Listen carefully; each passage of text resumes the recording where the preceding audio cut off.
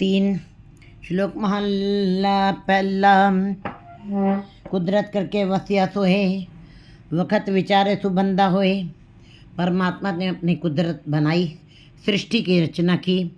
उसकी सृष्टि की रचना की यही खूबी है कि जैसे कुम्हार ने बर्तन बनाए तो कुम्हार उसके अंदर मौजूद नहीं है।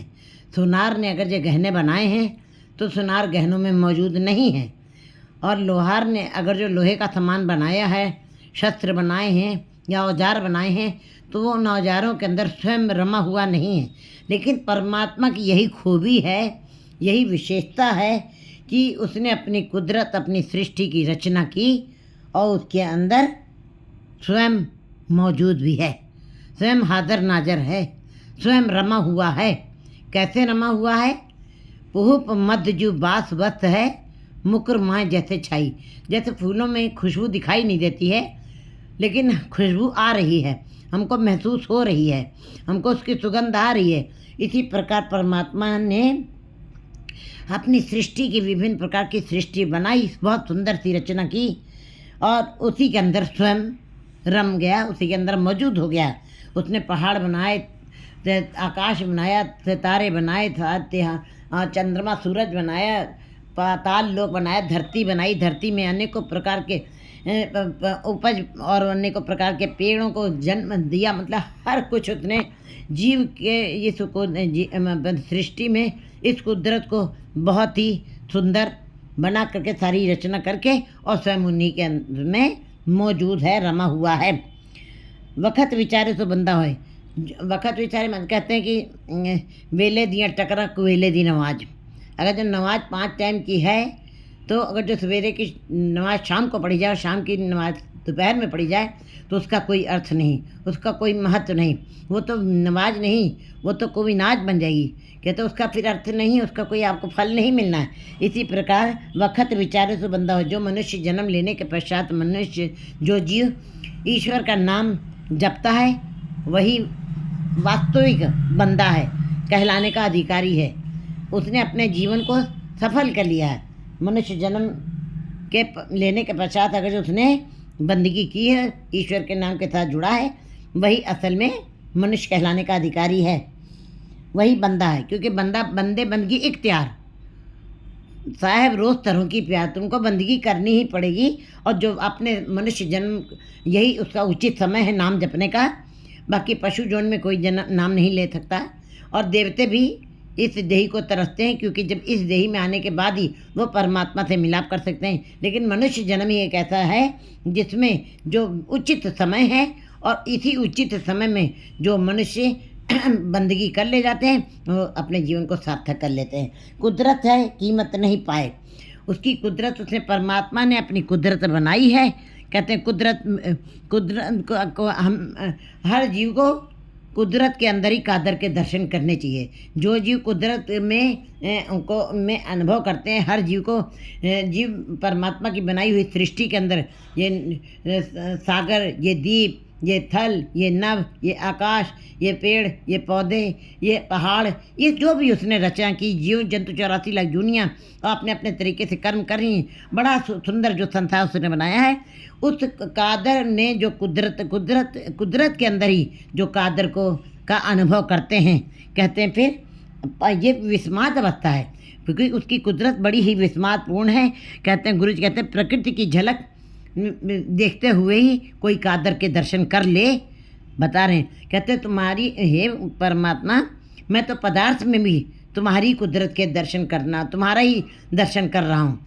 मैं तो प्रकृति में भी प्रकृति के रूपों को, सुंदर स्वरूपों को देखकर भी मुझको तेरे ही दर्शन हो रहे हैं। तो कहते हैं कुदरत है, कीमत नहीं पाए। लेकिन जिन्होंने कुदरत को बड़े ही सूक्ष्म तरीके से निहारा है, देखा है, विचार किया है, अंदर ही अंदर उसका अंदर विश्लेषण भी किया है, लेकिन कोई कहते कि मैंने कीमत डाल ली है, मैंने बहुत गहराई से उसका अध्ययन कर लिया है, मैंने उस कादर की बनाई हुई कुदरत को मैंने बहुत ही सूक्ष्म ढंग से मैंने उसका अंदर मनन किया है, तो मैंने उसको पा लिया है।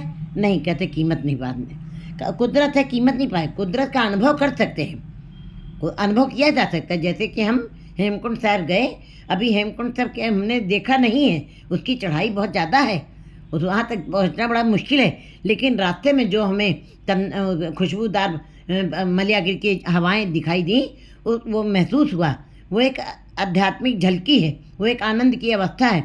इसी प्रकार गुरु जी कहते हैं कुदरत का में ही जो कादर के दर्शन कर रहे हैं, तो ये पूरी तरीके से नहीं कह सकते कि मैंने कीमत डाल ली है। हाँ, अनुभव किया जा सकता है, लेकिन कीमत नहीं डाली जा सकती है। जा कीमत पाए तो कहीं न जाए।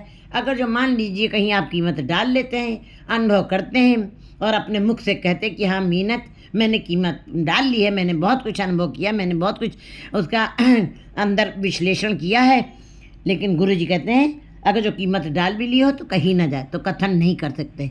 कथना कथी न आवे तो उसकी कुदरत का कोई कथन नहीं कर सकता। उसकी कुदरत अपार है, उसकी कुदरत का पल्ला कोई नाप नहीं सकता। उसने जल थल नभ सब जगह ऐसे नज़ारे बना दिए हैं कि जीव का जीवन खत्म हो जाएगा। जीव का जीवन क्षणिक है, इंद्रियां सीमित हैं, परमात्मा की कुदरत अपार है, ब्रह्म मने पसरा हुआ, और दिन प्रतिदिन वो बढ़ता ही जाता है, उसका पल्ला कभी घटता नहीं है। इसलिए कोई भी उसकी कीमत पा भी ले तो कह नहीं सकता है। कथना कथी ना आवे तो कथ कथ कथी कोटि कोट कोट करोड़ों करोड़ों कह के लोग चले गए, लेकिन उसका कथन कोई कर नहीं पाया है।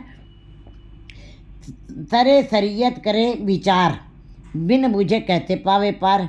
कहते हैं कोई सरे सरियत माने धार्मिक ग्रंथों का अध्ययन करके अपनी शरीयत के अनुसार, अपने रहत के अनुसार, मर्यादा के अनुसार पालन करते हुए विचार कर रहा है उसका आदर का। अगर जो विचार कर रहा है धार्मिक पुस्तकों का अध्ययन, पुराणों वेदों और शास्त्रों के विभिन्न प्रकार के धार्मिक ग्रंथों के अध्ययन करने के पश्चात, गहरे अध्ययन करने के पश्चात और शरीयत का पालन करते हुए वो अगर जो विचार कर रहा है, लेकिन गुरु जी अंत में कह रहे बिन बुझे कहते पावे पार। लेकिन बिना उसके ज्ञान के, बिना उसके विवेक ज्ञान से, बिना शब्द की कमाई से तुम उसका पार नहीं पा सकते हो, उसका अंत नहीं पा सकते हो, उसका पूरा क्योंकि बिन बुझे जब तक आप उसकी कुदरत के साथ नहीं जुड़ेंगे, कुदरत के नज़ारों को देख करके जो अवस्था पदार्थ में, प्रकृति में और क्या कहते हैं मनुष्य कुदरत में जो उसके सुंदर बने हुए नज़ारे, परमात्मा की कुदरत में रचना जो उसने की है, उसके सुंदर नज़ारों को देख करके जो जीव परमात्मा का अनुभव करता है, वो वही वास्तविक अनुभव है। बाकी सरे वेदों, पुराणों और बाहरी धार्मिक ग्रंथों का चाहे जितना भी अध्ययन करें, चाहे जितना भी हम ज्ञान इकट्ठा कर लें, उस ज्ञान के साथ विचार करने से आप उस कादर के दर्शन नहीं कर सकते हैं, ना पार पा सकते हैं उसका। सिद्धक चाहे जितना भी ज्ञान प्राप्त हो जाए, आप उसको पार नहीं पा सकते, आप उसका कथन नहीं कर सकते, आप उसका पूरा अनुभव नहीं कर सकते हैं जब तक उसकी कुदरत के अंदर आप नहीं निहारेंगे, जब तक कुदरत के अंदर आप झांकेंगे नहीं। जो विस्मादपूर्ण उसकी कुदरत बनी हुई उसके अंदर में झांकना जरूरी है। सिदक कर सिजदा, मन कर मकसूद, जी तिर देखा ते तिर मौजूद। कहते हैं अपने सिदक, अपने अंदर संतोष तुम्हारे होना चाहिए, तुम्हारे अंदर सब अंदर साबरी तन एवे जलेन। कहते हैं सिद्धक अंदर साबरी तन एवे जलेन, जो सबर के साथ रहते हैं, सिद्धक के साथ रहते हैं और अपने तन को उसी सबर संतोष के अंदर विकारों को जला देते हैं। सिद्धक अंदर साबरी तन एवे जलेन, तन कहते हैं सिद्धक अंदर साबरी तन एवे जलेन, होए हजूर खुदाए दे भेद न किसे देन। वह हुजूर के पास ही रहते हैं, वो परमात्मा के नज़दीक ही बने रहते हैं, और लेकिन किसी को अंदर का भेद नहीं देते हैं, जिनके अंदर सिद्धक होता है। और सिद्धक करके, सबर करके, संतोष करके उसके आगे झुकते हैं, उसके आगे अपना समर्पण कर देते हैं, अपने विकारों को ख़त्म कर देते हैं। सिजदा माने अपने अंदर के विकारों को ख़त्म करके तब उसके सामने झुकना ही सिजदा है। मन कर मकसूद, और मन को विकारों की तरफ से अलग कर देना। मन मरे, मन को मार देना विकारों की तरफ से। मन मरे धातु मर जाए, मन मर गया है तो धातु भी अपने आप मर जाती है। जी तेरे देखा तब ऐसे जीवों के जिनके अंदर से विकार खत्म हो गए और पदार्थों की पकड़ जकड़ खत्म हो गई और धातु खत्म हो गई, तब ऐसे जीवों को जहाँ तक उसकी नज़र जाती है वो खुदा के ही दर्शन करते हैं, उनको खुदा के ही दर्शन होते हैं। जी तेरे देखा ते तेरे मौजूद, जिनके मन से विकार खत्म हो गए, कहते मन मरे धातु मर जाए, बिन मन मुए कैसे हरि पाए। जिनके मन के अंदर से विकार मर गए हैं उनको हर तरफ ईश्वर का ही प्रकाश दिखाई देता है, हर तरफ जाहर जरूर हादर हदूर वो खुदा नज़र आता है। लेकिन अगर जो मन नहीं मरा तो कैसे हरि पाए, फिर हरि की प्राप्ति नहीं हो सकती है, उस कादर की को के दर्शन नहीं किए जा सकते हैं। नानक मानला तीजा गुर सभा एव न पाइए, न नेड़े न दूर, नानक सदगुरु ता मिले जा मन रहे हदूर। कहते हैं जीव जो है कभी भी नहीं प्राप्त कर सकते परमात्मा को, किसी को नज़दीक किसी को दूर दिखाई देता है, लेकिन गुरु जी बता रहे हैं कि वो परमात्मा न किसी के नज़दीक है न किसी के दूर है। नानक सदगुरुता मिले, किसको मिल जाएगा गुरु, परमात्मा कैसे मिलाप हो जाएगा, नानक सतगुरुता मिले जा मन रहे हदूर। जब मन से सतगुरु के साथ जुड़ करके, प्यार से, श्रद्धा से, भावना से सतगुरु के साथ जुड़ करके जो नाम जपते हैं, जो उसके उपदेशों को मानते हैं, जो उसके उपदेशों को पर चलते हैं, तब नानक सदगुरुता मिले जा मन रहे दूर। कहते जिन जो मन से गुरु के शब्द के साथ जुड़ते हैं और भावना से उसके उपदेशों का पालन करते हैं, उन्हीं को सदगुरु, उन्हीं का मिलाप सतगुरु से होता है। और ना उनके लिए गुरु दूर, ना उनके लिए परमात्मा दूर है और ना ही वो नज़दीक है। वो सदा ही नज़दीक दिखाई देगा जब वो गुरु के साथ हृदय से प्रेम करेंगे। पौड़ी सपत दीप सपत सागर, परमात्मा ने 7 दीप बनाए, 7 सागर बनाए हैं, 9 खंड पृथ्वी बनाई है और 4 वेद बनाए हैं और 10 अष्ट पुराण और 18 पुराण बनाए हैं। ये परमात्मा ने इस संसार में ये सारा धार्मिक पसारा डाला, क्योंकि संसार एक परमात्मा ने संसार को धर्मशाला बनाया है, धर्म कमाने के लिए ये जगह बनाई है। लेकिन कबीर जी कहते हैं कबीर धरती साध की, तस्कर वैसे आए, धरती पार न व्यापी उनको लहू लाए। है तो धर्म कमाने की धरती, तभी तो गुरु जी बता रहे कुछ परमात्मा ने, उस हरि ने 7 दीप 7 सागर और 7 दीप 7 सागर बनाए, 9 खंड पृथ्वी बनाई और 4 वेद बनाया, 18 पुराण। ये सारा धार्मिक पसारा क्यों डाला कि जीव इसी के अंदर बैठ करके ये धर्मशाला के अंदर नाम की कमाई करेंगे और निर्मल जीवन जी के जाएंगे। अष्ट पुराण हर सबना विच तू वर्तदा हर सबना पाना। इन 18 पुराणों में, 4 वेदों में और 7 सागरों में, 7 दीपों में और 9 खंड पृथ्वी में, ये सब के अंदर वो परमात्मा स्वयं ही मौजूद है। हर सबना विच तू वर्तदा, सबके अंदर तुम्हारा ही। जय घर कीरत आक्षिय करते काहो विचारो, तित घर गावो थोइला तिव्रत जन्हारो। छी कर छी गुर छी उपदेश, गुरु गुर एको वेश अनेक। बाबा जय घर करते कीरत हुए, सो घर राख वडाई तो रहे। जो भी जितने भी धार्मिक ग्रंथों की रचना की गई है, उन घरों की है परमात्मा, तुम ही उनके अंदर वर्त रहे हो और तुम ही उनकी रक्षा भी करते हो, और रक्षा स्वयं ही उनके अंदर तुम वर्त रहे हो और उनका हर सबना भाना, और सब के अंदर तुम्हारा ही भाना, तुम्हारी ही रजा, तुम्हारा ही हुक्म चल रहा है। सब तुझे त्यावे जी जंत हर सारंग पाना, और सारे संसार के जीव तुम्हारा ही ध्यान करते हैं, चाहे मोर है, चाहे पक्षी है, चाहे मछली है, चाहे पपीहा है, कोई भी जो जीव भी जो कुछ भी पुकार अपने मुख से बोल रहे हैं, वो कुछ बोलत नहीं है और वो तेरा ही भाषा बोल रहे हैं। सब तुझे त्यावे और तुम्हारा ही ध्यान कर रहे हैं। जी जंत, जी और जंत सारे 84 लाख दुनिया सब तुम्हारा ही ध्यान करी, तुम्हारे ही आगे नतमस्तक हो रही हैं। जी जंत हर सारंग पाणा, और तुम सारंग पाण हो, तुम ही धनुष हो, तुम ही बाण हो, और तुम ही पपिया हो, और तुम ही स्वाति नक्षत्र की बूंद हो, तुम ही मछली हो, तुम ही पानी हो। जो गुरमुख हर आराध दे, तिन्हों कुर्बाना।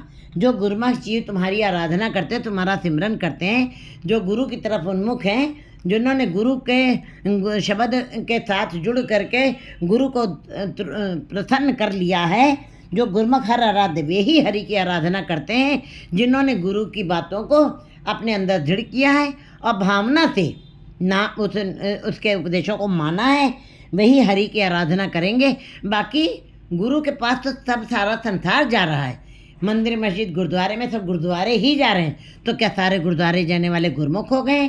नहीं, कतई नहीं। जो कौन है गुरुमुख? जो गुरुमुख हर आराध दे तिन्हों कुर्बाना, वही गुरुमुख होंगे जो गुरु की उपदेशों को भावना से, प्यार से, श्रद्धा से मानते हैं और उनके उपदेशों के अनुसार चलते हैं और अपने जीवन में उनके बताए हुए उपदेशों को अपनाते हैं। उनका जीवन गवाही दे, उनका उठना बैठना खाना पीना भी गवाही दे कि वो गुरुमुख हो गए हैं। क्योंकि भगत भक्ति हो तो जाता। भगत क्यों भगत कहलाते हैं? क्योंकि वो भक्ति उन्होंने की और भक्ति ही उनके लिए पहचान बन गई है, इसीलिए वो भगत कहलाए हैं। संत कैसे संत कहलाएं? उन्होंने सत्य में ही अपने को अंत कर दिया है। मुनि क्यों मुनि कहलाएं? क्योंकि उन्होंने अपने मन को साध लिया है ईश्वर के नाम से, वो समाधित हो गए। इसी प्रकार जब कोई गुरुमुख जीव गुरु के उपदेशों को प्रेम से, विश्वास के भावना से मानता है, फिर ऐसे गुरुमुख जीव ही हरि की आराधना करते हैं। बाकी सारे केवल दिखावे में लग रहा है कि गुरु की तरफ गुरुद्वारे जा रहे हैं, वो गुरुमुख नहीं हुए हैं। ये तिन्हों कुर्बाना, ऐसे गुरुमुख जीवों के ऊपर मैं कुर्बान जाता हूँ। तू आप पे आप वर्तदा कर चोज बिजाना, तेरे चोज तुम्हारी कलाएं बहुत ही अनोखी हैं, बड़ी आश्चर्यचकित करने वाली हैं, और तू आप पे आप सब ये कुदरत के अंदर, प्रकृति के अंदर, पदार्थों के अंदर और ये कुदरत के अंदर सब तेरी शक्ति दिखाई दे रही है और तू स्वयं ही रमा हुआ है उसके अंदर, सब के अंदर तू ही मौजूद है। बालू के कण से लेकर के पहाड़ों तक, और पहाड़ों से लेकर बड़े बड़े वृक्षों तक, वृक्षों से लेकर जल थल नभ, आकाश, चंद्रमा, सूरज, आकाश, तारे, सब के अंदर तुम्हारा ही रूप दिखाई दे रहा, बरतता हो तुम्हारा ही प्रकाश दिखाई दे रहा है और तुम ही उसके अंदर रमे हुए दिखाई दे रहे हो। कर चोज बिजाना, ये तुम्हारे चोज हैं, ये तुम्हारी कलाएं हैं, ये बहुत ही विस्मादपूर्ण हैं, ये बड़ी अनोखी हैं, बड़ी ही निराली हैं। 4